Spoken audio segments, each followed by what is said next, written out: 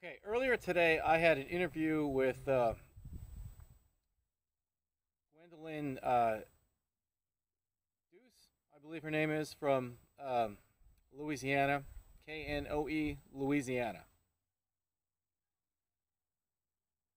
Recently, myself and a couple of individuals hosted an online debate for the Louisiana candidates for the United States Senate. The reason we did that is because there are 24 candidates in the race for the Louisiana seat in the United States Senate this year. 24 candidates have not been allowed to participate in televised debates. It may be practically impossible to have all 24 candidates on stage at the same time. However, 24 candidates did get the signatures they need to be on the ballot. They did earn their place on the ballot, and 24 candidates deserve to participate in that debate. Big media outlets, CNN, Fox, MSNBC, they set very high thresholds to allow a candidate to appear on the televised debate. Those thresholds have included raising a minimum amount of money ranging from $250,000 all the way to $1 million, and other measurements such as how they performed in the polls. I don't approve of either of those metrics. I don't think the amount of money you raise should have anything to do with whether or not you get to participate in a televised debate. I also think that the candidates who have no money deserve more recognition than the candidates who do have money. It is very easy for a candidate who has $1 million war chest to pay $100,000 on advertising and announce the fact that they are going to hold a signature drive at some location and ask voters to show up. A candidate who does not have $1 million in a war chest has no choice but to go door to door and speak to each voter. Most of the 24 candidates in the race for Senate in Louisiana did exactly that, and I think those candidates deserve recognition for having done so. Now, we extended our invitation to several candidates. I believe we got the invitation up to 8 of them. We may have even reached 10. Several candidates did not want to participate in an online debate because they feel it's lesser than a televised debate and it takes away from them as a candidate. I have a great deal of respect for the 4 candidates who chose to participate online. They did not begrudge the fact that big media did not allow them on television, and they welcomed the opportunity to appear with us in an online debate forum.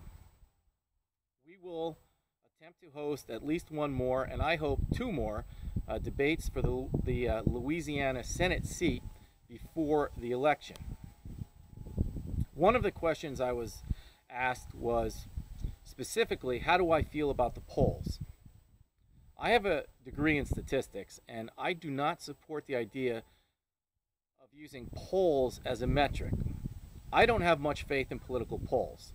I have no proof whatsoever that any individual poll is flawed. I believe that media very often pushes the polls. I believe that when you use the results of a poll to push a candidate, good polling begets more good polling, and bad polling begets more bad polling. Now, I'll explain what I mean by that. Let's say in the first poll, a candidate scores very high.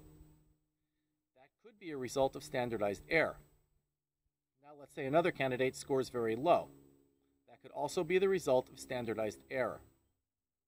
Now, the candidate who scores high in Louisiana is allowed to participate in a televised debate. That candidate gets to be on television. Voters see that candidate on television, and they recognize the name, and in the next poll, they give that candidate a good mark. They do not see the candidate who scored low as a result of a standardized error.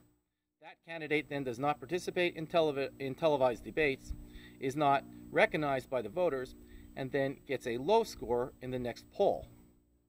So you have a reinforcing process that dooms the candidate who just doesn't have the name recognition. I don't agree with that process. That's not fair. I also extended the invitation to journalists in Louisiana, and I will do so again. If you're a journalist in Louisiana and you want to ask questions during the next televised debate, the next online debate that we do, you're welcome to participate. If you're an up-and-coming journalist, for example, if you're trying to break into print media, if you run your own blog or your own non-for-profit newspaper in the state of Louisiana, this is an opportunity for you to participate in a real debate with real candidates for the real Senate, the United States Senate. I think you should take advantage of that. You're welcome to use the video if you do participate, and then you'll be able to share that video with the networks in Louisiana as an example of your work. It would be your video resume for a political debate. I'll try to remember the questions that the journalist asked me this morning, and the reason I'm making this video is because I believe the video did not record. That was a technical problem on my end, most likely. Now, she asked, what interest did we have in Louisiana? Why Louisiana? There are 50 states. Why did we pick Louisiana? One reason we picked Louisiana is because there are 24 candidates. Louisiana's race is a crowded race for a federal seat. It is very common in local races, such as a race for mayor, a race for a city council position, a race for a county position, for there to be more than just the two primary candidates, one from the Democratic Party, one from the Republican Party, and for a third-party candidate to not be allowed to participate in a local televised debate. This happens all over the nation. It happens every 2 years, and the issue never really gets much attention, at least not at the national level. In this situation, we have 24 candidates running for a federal seat in Louisiana. So the Federal Elections Commission is going to pay attention. Now, I would like to see a law passed in the U.S. Congress that mandates that every candidate who made it onto the ballot is allowed to participate in televised debates if he or she chooses to. If we cannot get a law, I hope the Federal Elections Commission would pass a regulation requiring essentially the same thing. Now, it'd be very difficult to say the U.S. Constitution guarantees you a constitutional right to participate in a television program if you are a political candidate on the ballot. That's not going to happen. The Bill of Rights is never going to allow that. But it could become a law that grants a substantive right to candidates who put forth the effort and get themselves on the ballot. There were a few other questions she asked me. I don't remember them all, so I cannot address all of them right here. So she did ask about the show. The show can be found at www.thetalkshow.us. 4 to 5 of us from around the country, an individual from Los Angeles, William Johnson, a lawyer in Los Angeles, Ken Daly from thedailyken.com in Indiana, Rafael Santiago from New York, myself, Sean Donahue from Hazleton, Pennsylvania, and a guest co-host from time to time, such as GOP Girl, Sean Bianca from Florida, and a number of other guest co-hosts who we hope to have in the future, get together online and we film a show and we interview either a political candidate or a political activist who has an issue of importance to society in general and cannot get the attention that that person should be getting.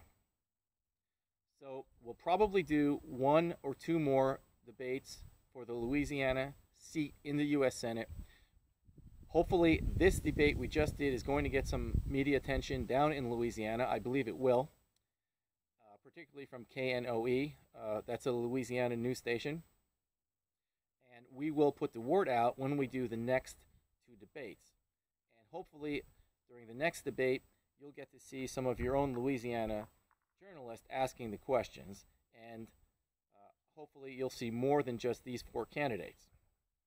So if you have any questions, you can contact us at www.thetalkshow.us.